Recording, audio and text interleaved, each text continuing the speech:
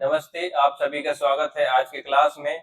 और आज की क्लास में हम देखेंगे छत्तीसगढ़ का जो सामान्य अध्ययन है, जिसमें हमारा जिला है आज का कोरिया। इससे पहले के क्लास में हम लोग देख चुके थे जो सरगुजा संभाग में हमारे जिले थे, सरगुजा जिला पहला।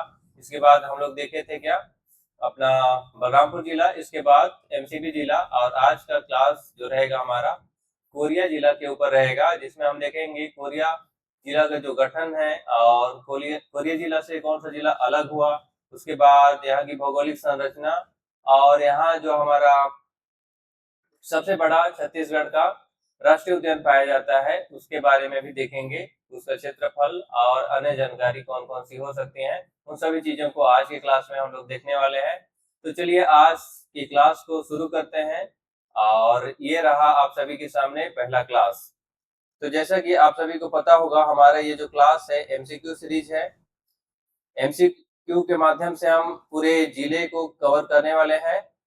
तो उसी सिलसिले में हम आज पहुंच चुके हैं अपने कोरिया जिला के ऊपर, और कोरिया जिले के बारे में आज हम लोग बात करने वाले हैं। तो आप सभी को अपना पहला सवाल बताना है कि इसका जवाब क्या हो सकता है। आपके सामने सवाल है, कोरिया जिले के प्रशासनिक एवं गठन के इतिहास के संदर्भ में निम्नलिखित कथनों पर विचार करना है। तो यहाँ आपके सामने 3 कथन दिए गए हैं।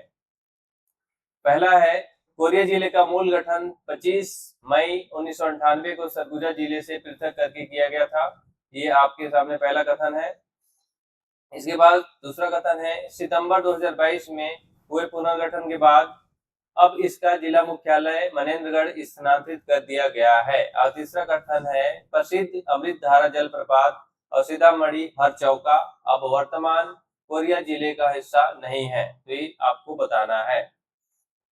तो आपके सामने 3 कथन दिए गए। क्या आपके सामने ये पहला कथन सही होगा, या फिर पहला और दूसरा दोनों सही होगा, या फिर पहला या तीसरा सही होगा, या फिर तीनों कथन सही होंगे? तो आप सभी को पता होगा कि जो 25 मई 1998 में कोरिया को बसाया गया था सरगुजा जिले से अलग करके, तो हमारा पहला कथन यहाँ पे सही हो जाता है। इसके बाद दूसरा कथन की बात करें तो सितंबर 2022 में कोरिया से अलग करके एमसीबी यानी कि मनेन्द्रगढ़ चिरमिरी भरतपुर बसाया तो गया था, लेकिन इस जिले का मुख्यालय यानी कि हमारे कोरिया जिले का मुख्यालय मनेन्द्रगढ़ स्थानांतरित नहीं किया गया है। आप सभी को पता होगा या फिर पता होना चाहिए कि जो हमारा कोरिया जिला है उसका मुख्यालय अभी भी हमारे बैकुंठपुर जिले में स्थापित है। और तीसरा कथन है, अमृतधारा जलप्रपात और सीतामढ़ी हरचौका अब वर्तमान कोरिया जिले का हिस्सा नहीं है। जो हमारा प्रसिद्ध अमृतधारा जलप्रपात है वो अब एमसीबी में चला गया है। उसके साथ ही सीतामढ़ी हरचौका भी अब वर्तमान में हमारे इस मनेन्द्रगढ़ में नहीं है। तो आपके सामने क्या हो जाएगा, ये जो 2 कथन है, कथन दूसरा और कथन नहीं, कथन तीसरा तो सही है क्योंकि वर्तमान में ये छत्तीसगढ़ में सॉरी कोरिया में नहीं है, ये एमसीबी में चले गए हैं। तो हमारा तीसरा कथन और पहला कथन यहाँ पे सही हो जाता है। तो आपको सही करना है विकल्प सी। ठीक है, चलते हैं हम अगले सवाल पे। अगले सवाल पे जो आपको सवाल दिख रहे हैं उसका जवाब आपको देना है। एक बार क्वेश्चन पढ़िए। आपके सामने सवाल है, कोरिया जिले में मुख्य रूप से गोंडवाना सेल समूह का विस्तार पाया जाता है, जिसके कारण यहाँ कोयला के प्रचुर भंडार है। और कारण बोला गया है, यह जिला भौतिक विभाजन के अंतर्गत पूर्वी बघेलखंड के पठार का हिस्सा है, जहाँ चाबखार देवगढ़ की पहाड़ियां विस्तृत हैं। आपको बताना है। आपके सामने कथन दिया गया है और कारण भी दिया गया है। तो आपको बताना है कि इन 4 ऑप्शन में कौन सा ऑप्शन आपका सही होने वाला है। आप बताइए, क्या कथन 1 ए और आर दोनों सही है और आर ए की सही व्याख्या कर रहा है, या फिर दोनों सही होते हुए भी आर जो है ए की सही व्याख्या नहीं कर रहा है, या फिर ए सही है या फिर आर गलत है, या कथन ए गलत है आर सही है। तो आपको बताना है इन 4 ऑप्शन में कौन सा ऑप्शन आपका सही हो जाएगा।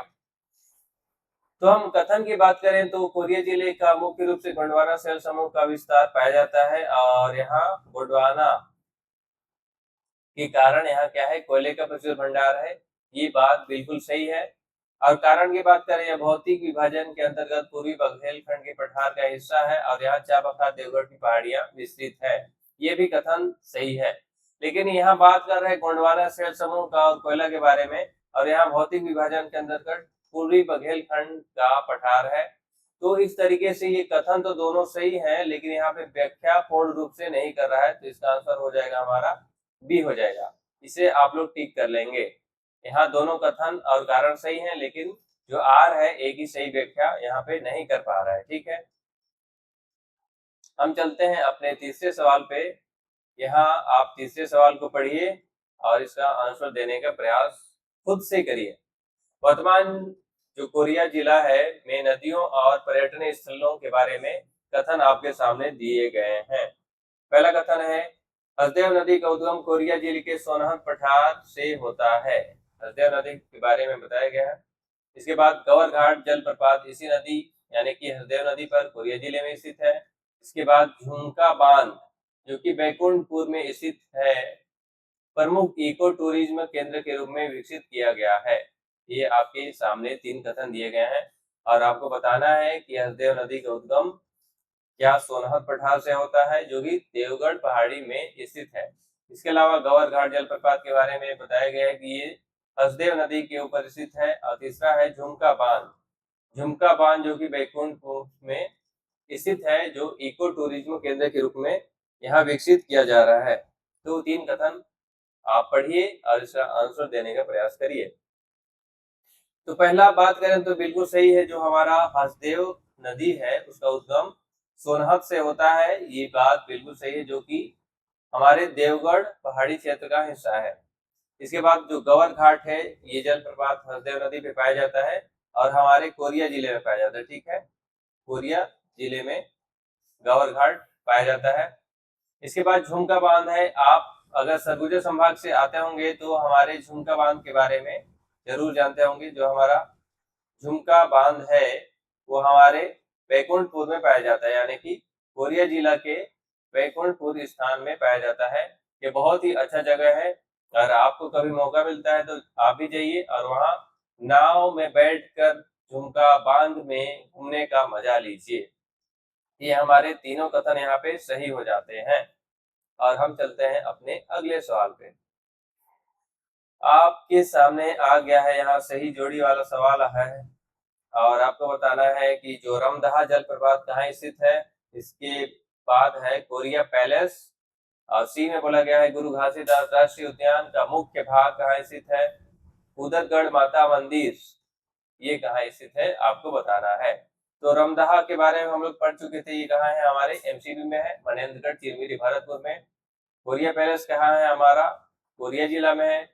और राष्ट्रीय उद्यान जो है ये मुख्य रूप से जो हमारा गुरु घासीदास राष्ट्रीय उद्यान है ये एमसीबी में भी पाया जाता है, लेकिन उसके साथ ही कोरिया में भी पाया जाता है। तो इसका आंसर यहाँ पे हो जाएगा कोरिया। और कुदर माता का जो मंदिर है कुदरगढ़ का, यहाँ विशाल मेला लगता है। अगर आप रामनवमी के समय में आएंगे तो यहाँ ये एक धार्मिक स्थल हो जाता है। यह सूरजपुर में पाया जाता है। तो हमारा कुट बनेगा 2, 2 के बाद बनेगा 4, 4 के बाद बन जाएगा हमारा 1 और लास्ट में क्या बच गया हमारा 3। तो 2, 4 इस हिसाब से विकल्प ए हो जा रहा है हमारा। इसमें 2 भी है 4 भी है, इसके बाद 2, 3 लिया गया है। यहाँ पे आप करेक्ट करेंगे, 2 बार 2 लिया गया है, यहाँ पे 1 होगा। ठीक है, तो इस हिसाब से हमारा आंसर हो गया ए। आगे चलें, आगे चलते हैं हम अपने 5वें सवाल पे। और यहाँ आप सभी के सामने पूछा गया है आप सभी के यानी कि छत्तीसगढ़ के सबसे बड़े राष्ट्रीय उद्यान गुरु घासीदास के बारे में, उसके इतिहास और भौगोलिक पृष्ठभूमि के संदर्भ में कथन दिए गए हैं। आपके सामने कथन है, वर्ष 2000 में छत्तीसगढ़ के गठन से पूर्व, मतलब बोला जा रहा है छत्तीसगढ़ का गठन जब नहीं हुआ था उससे पहले ही मध्य प्रदेश के संजय राष्ट्रीय उद्यान का हिस्सा था। ये कथन आपके सामने सही हो जाता है। यह वर्तमान क्षेत्रफल यानी 1440 वर्ग किलोमीटर की दृष्टि से छत्तीसगढ़ का सबसे बड़ा राष्ट्रीय उद्यान है। आपके सामने सही कथन यहाँ पे ये हो जाता है। ठीक है, इसे भारत में एशियाई चीतों का अंतिम ज्ञात प्राकृतिक निवास स्थल माना जाता है। ये भी सही है। जहां 1947-48 में आखिरी चीते देखे गए थे। ये कथन हमारे यहाँ पे सही हो जाता है। तो इस सवाल का जवाब क्या होगा? कथन 1, 2 और 3 तीनों सही हो जाते हैं, क्योंकि जो हमारा राष्ट्रीय उद्यान है गुरु घासीदास, वो छत्तीसगढ़ का क्या है? सबसे बड़ा है, हाईएस्ट, सबसे बड़ा है। और इसका जो क्षेत्रफल दिया गया है 1440, इसे आप लोग याद करेंगे। 1440 कभी कभार इसे पूछ लिया जाता है, ठीक है। क्या है? 1440 वर्ग किलोमीटर, ठीक है। और यहाँ आखिरी बार देखा गया था, प्राकृतिक निवास किसका था? चीता का, एशियाई चीते का। 1947-48 में आखिरी चीते यहाँ देखे गए थे। आगे चले हैं, आगे चलते हैं हम कथन कारण वाले सवाल पे, और इसका जवाब आप बताने का प्रयास जरूर करें। राष्ट्रीय बाघ संरक्षण प्राधिकरण एनटीसीए द्वारा गुरु घासीदास राष्ट्रीय उद्यान और तमोर पिंगला वन्यजीव अभ्यारण्य के संयुक्त क्षेत्रों को मिला के छत्तीसगढ़ का चौथा टाइगर रिजर्व अधिसूचित किया गया है। ये कथन आपको पता होना चाहिए, बिल्कुल सही है। यह भौगोलिक क्षेत्र मध्य प्रदेश के बांधवगढ़ टाइगर रिजर्व और झारखंड के पलामू टाइगर रिजर्व को आपस में जोड़ता है, जिससे यह बाघों के आवागमन के लिए एक महत्वपूर्ण पारिस्थितिक गलियारा माना जाता है। यहाँ पे ए और आर बिल्कुल दोनों सही हैं, और देखा जाए तो ये व्याख्या भी कर रहा है। तो क्या हो जाएगा? ए और आर दोनों सही है, तथा आर जो है ए की सही व्याख्या कर रहा है। आपको यहाँ ध्यान देना होगा, जो तमोर पिंगला है और क्या है हमारे गुरु घासीदास, इन दोनों को मिला करके छत्तीसगढ़ का चौथा टाइगर रिजर्व बनाया गया है। और जो आर में दिया गया है कारण, यह भौगोलिक क्षेत्र मध्य प्रदेश के बांधवगढ़ और झारखंड के पलामू आपस में जोड़ करके इसे एक पारिस्थितिक गलियारा बना दिया गया है, मुख्य रूप से बाघों के लिए, ठीक है। ये हमारा आंसर यहाँ पे ए करेक्ट हो जाता है। आगे चलें, आगे हम चलते हैं अपने 7वें नंबर के सवाल पे, और यहाँ आपको बताना है राष्ट्रीय उद्यान यानी कि हमारे गुरु घासीदास राष्ट्रीय उद्यान के बारे में। यहाँ फिर से आपको कथन दिए गए हैं। वर्ष 2022 के जिला पुनर्गठन के बाद अब इसका भौगोलिक विस्तार मनेन्द्रगढ़, तिलवेरी, भरतपुर यानी कि एमसीबी, कोरिया और सूरजपुर जिलों में आता है, बिल्कुल आता है। यह राष्ट्रीय उद्यान के भीतर से गोपद और छत्तीसगढ़ मध्य प्रदेश की सीमा पर आने वाली नेउर नदी प्रवाहित होती है, बिल्कुल सही है, नेउर नदी प्रवाहित होती है। यहाँ के वनों मुख्य रूप से उष्ण कटिबंधीय शुष्क पर्णपाती वन पाए जाते हैं, जिसमें मुख्य रूप से साल वन, जिससे हम लोग यहाँ के लोकल लैंग्वेज में सरई, सरई के पेड़ बोलते हैं, सरई, ठीक है। साल या सरई के पेड़ यहाँ पर पाए जाते हैं। तो ये हमारा कथन हो जाता है पहला, दूसरा और तीसरा, तीनों कथन यहाँ पे हमारे सही हो जाते हैं। वर्ष 2022 में भौगोलिक विस्तार मनेन्द्रगढ़, चिरमिरी, भरतपुर, जब हमारा जिला एमसीबी बन गया तो इसका भौगोलिक क्षेत्र कहाँ चला गया? एमसीबी में चला गया। इसके बाद यहाँ से गोपद नदी भी निकलती है और नेव नदी भी यहाँ से निकलती है।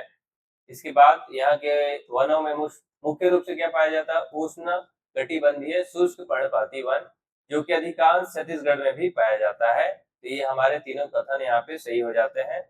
और इस तरीके से हमारा आज का क्लास यहाँ पे एंड होता है, और हम मिलेंगे आप सभी के साथ अगले क्लास में एक और जिले के साथ।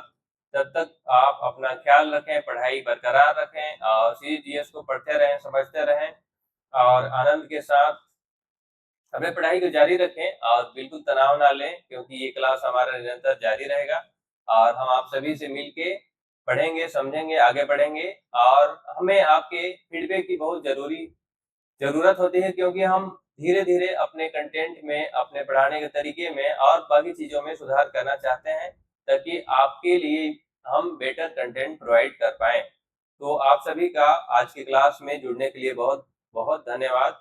मिलते हैं हम आप सभी से, तब तक के लिए बहुत बहुत